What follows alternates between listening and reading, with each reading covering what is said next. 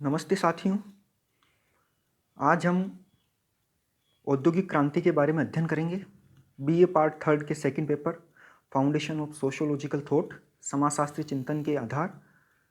इससे पूर्व हमने फ्रांसीसी क्रांति के बारे में अध्ययन किया था।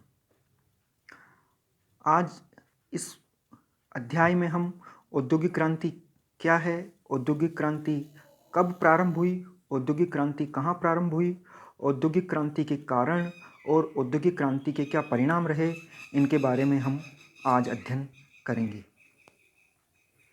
औद्योगिक क्रांति क्या है? औद्योगिक क्रांति से आशय उत्पादन की तकनीक में वह परिवर्तन है जिसमें जड़ शक्ति के साधनों से चालित मशीनों द्वारा बड़े पैमाने पर वस्तुओं का उत्पादन किया जाता है। यानी कि औद्योगिक क्रांति से आशय ऐसी क्रांति है जिसमें उत्पादन बहुत बड़े स्तर पर होता है और उत्पादन में जो साधन काम में लिए जाते हैं वो जड़ साधन होते हैं, निर्जीव साधन होते हैं। यानी कि मानव शक्ति के स्थान पर मशीनों का जब उपयोग किया जाने लग जाता है तो उसी को औद्योगिक क्रांति कहते हैं। शक्ति के साधन के रूप में मानव शक्ति के स्थान पर मशीनों का उपयोग किया जाता है या अन्य जो जड़ साधन हैं, जो निर्जीव साधन हैं, उनका उपयोग करके उत्पादन को बहुत बड़े स्तर पर किया जाता है। इसी को औद्योगिक क्रांति कहा गया है। इस क्रांति का सूत्रपात अंग्रेज बुनकर जेम्स हार्ग्रीव्स को माना जाता है। औद्योगिक क्रांति लगभग 1750 इसका प्रारंभ 1750 ईस्वी के आसपास माना गया है। औद्योगिक क्रांति की शुरुआत इंग्लैंड में हुई थी और सर्वप्रथम अंग्रेज बुनकर जेम्स हार्ग्रीव्स ने कपड़ा बुनने के यंत्र स्पिनिंग जेनी के आविष्कार के द्वारा इसकी शुरुआत की। स्पिनिंग जेनी का आविष्कार जेम्स हार्ग्रीव्स ने 1767 में किया था। स्पिनिंग जेनी ये एक कपड़ा बुनने की मशीन है। इस मशीन के द्वारा कपड़ा आयताकार मशीन के कई कनुओं की सहायता से एक ही कताई चक्र से चलाकर बुना जाने लगा। यानी कि थोड़े समय में एक ही जगह पर बड़ी मात्रा में कपड़े की बुनाई होने लगी। इस नवीन स्पिनिंग जेनी से कम समय में अधिक कपड़ा बुना जाने लगा।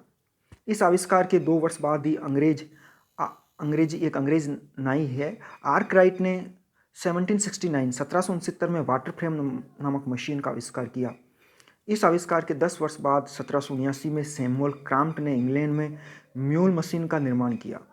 औद्योगिक क्रांति के इस काल में यानी कि 1767 में जब सर्वप्रथम स्पिनिंग जेनी का आविष्कार हुआ, वहाँ से लेकर 1830 के काल में अनेक उपकरणों और तकनीकों का प्रादुर्भाव हुआ, अनेक टेक्निक का निर्माण हुआ, अनेक तकनीक का आविष्कार हुआ, विकास हुआ और इन सभी उपकरणों के द्वारा, इन टेक्निक के द्वारा, इनके प्रादुर्भाव से उत्पादन, वितरण और विनिमय के प्रबंधन में अनेक नवीन प्रणालियों का सूत्रपात हुआ।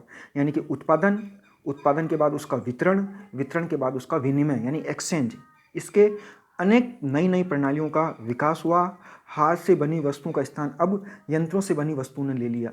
यानी कि जो कोई काम पहले मानव शक्ति से होता था, मनुष्य अपने हाथों से करता था, उसका स्थान अब यंत्रों ने ले लिया। यानी कि यंत्र एक समय में एक जगह पर बहुत बड़ी मात्रा में उत्पादन करने लग गए और मानव ने एक नए औद्योगिक युग या प्रौद्योगिक युग में पदार्पण किया। इस प्रकार से उत्पादन और औद्योगिक क्षेत्र में अनेक यांत्रिक आविष्कार हुए जिसका यूरोप तथा अन्य महाद्वीपों के समाजों पर अनेक प्रभाव पड़े। यानी कि औद्योगिक क्रांति यूरोप से शुरू हुई, यूरोप में भी सर्वप्रथम इंग्लैंड से शुरू हुई और इंग्लैंड के बाद ये अन्य यूरोपीय देशों में गई और अन्य यूरोपीय देशों से फिर बाद में अन्य महाद्वीपों में, विश्व के अनेक स्थानों पर इसके बाद में ये गई। कहने का तात्पर्य यह है कि औद्योगिक क्रांति वह परिवर्तन है, वह क्रांति है जिसमें एक स्थान पर बहुत बड़ी मात्रा में, बहुत बड़ी संख्या में किन्हीं वस्तुओं का उत्पादन होने लग गया। जहाँ मनुष्य अपने हाथों से किसी वस्तु का उत्पादन करता था तो उसको उसमें समय भी ज़्यादा लगता था और उसकी मात्रा भी कम होती थी। मान लो एक पूरा परिवार किसी कताई में लगा हुआ है, किसी वस्त्र की कताई में लगा हुआ है और उसको एक चद्दर बनाने में पूरा परिवार मिलकर एक दिन में मान लो एक चद्दर बनाता था। वहीं स्पिनिंग जेनी के आविष्कार से, अन्य ऐसे ही उपकरणों के आविष्कार से एक ही दिन में कई सारी चद्दर, बेडशीट बनने लग गई। यानी कि ये जो परिवर्तन हुआ, ये परिवर्तन औद्योगिक क्षेत्र में हुआ, एक क्रांति के रूप में हुआ, इसीलिए इसको औद्योगिक क्रांति कहते हैं।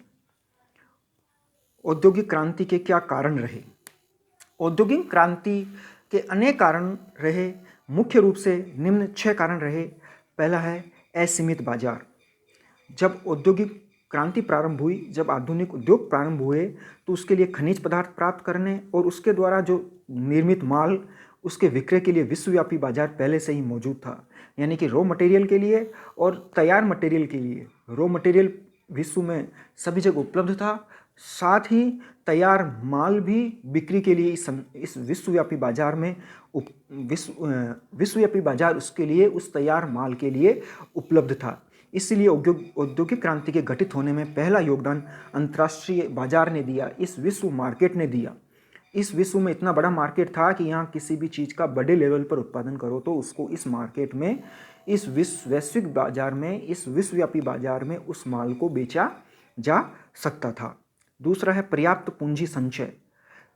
नए उद्योग तभी स्थापित किए जा सकते हैं जब उनके लिए पर्याप्त पूंजी उपलब्ध हो, और इंग्लैंड के व्यापारियों के पास पहले से ही पर्याप्त पूंजी थी, बहुत जमा पैसा था उनके पास में।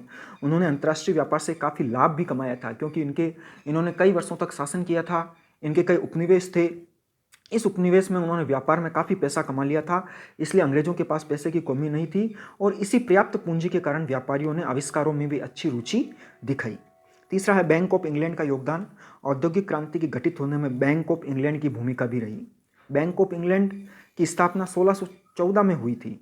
ये एक सेंट्रल बैंक था, केंद्रीय बैंक था, और बैंक ने द्रव्य और साध के प्रवाह को उद्योगों की ओर प्रभावित करने में संचालन का कार्य किया। बैंक एक तरह से फ्लो का काम करने लग गया। बैंक से अच्छी मात्रा में व्यक्तियों को उधार मिलने लग गया या पैसा मिलने लग गया किसी भी चीज़ की स्थापना के लिए, इस्टेब्लिशमेंट के लिए। चौथा है भाप का ऊर्जा के रूप में आविष्कार। ये एक क्रांतिकारी परिवर्तन था, भाप का आविष्कार।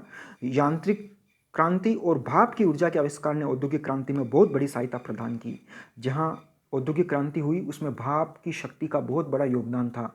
भाप की शक्ति के कारण ही दूसरे यंत्र चलने लग गए, भाप के कारण ही पानी के जहाज चलने लग गए, अधिक दूरी तक जाने लग गए, सुगमता से जाने लग गए, बड़ी संख्या में जाने लग गए, और देखते ही देखते इसी भाप के कारण रेलवे का जाल बिछ गया, और इस जहाज के कारण और रेलवे के कारण अब व्यक्तियों का, वस्तुओं का, सामानों का आवागमन आसान हो गया। व्यक्तियों का एक स्थान से दूसरे स्थान पर जाना सरल हो गया, संभव हो गया। यातायात के इस क्षेत्र में क्रांति ने औद्योगिक क्रांति को सफल बनाने में महत्वपूर्ण योगदान दिया। इसी के अगले चरण में, अगले स्टेज में जब इनका आविष्कार हुआ तो उसके बाद में टेलीग्राफ प्रणाली का भी आविष्कार हुआ। इसने भी इस औद्योगिक क्रांति को आगे बढ़ाने में सहायता प्रदान की। पांचवा है गतिशील श्रम शक्ति।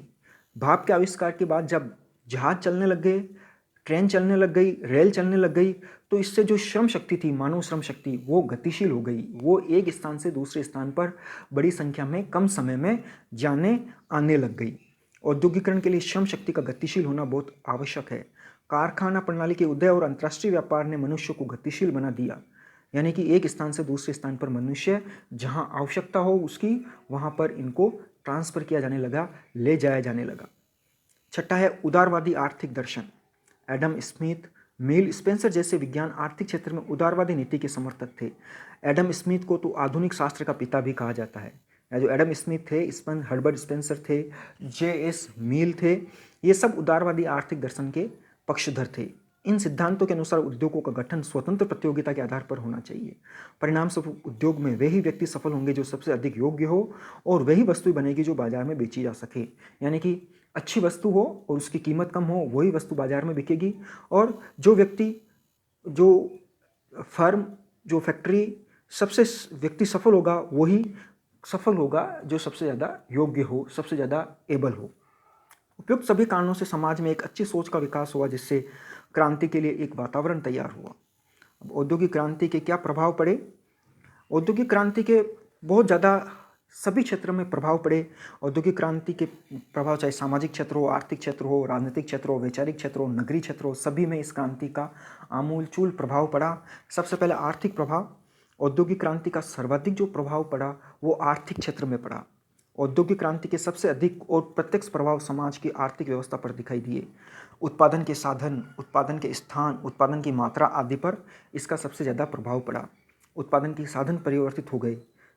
जो व्यक्ति पहले दूसरे साधन काम में लेता था, अब औद्योगिक क्रांति के कारण, भाप के आविष्कार के कारण, दूसरे यंत्रों के आविष्कार के कारण उत्पादन के साधन बदल गए, उत्पादन के स्थान बदल गए, और उत्पादन की मात्रा बदल गई। यानी उत्पादन की मात्रा काफ़ी बढ़ गई।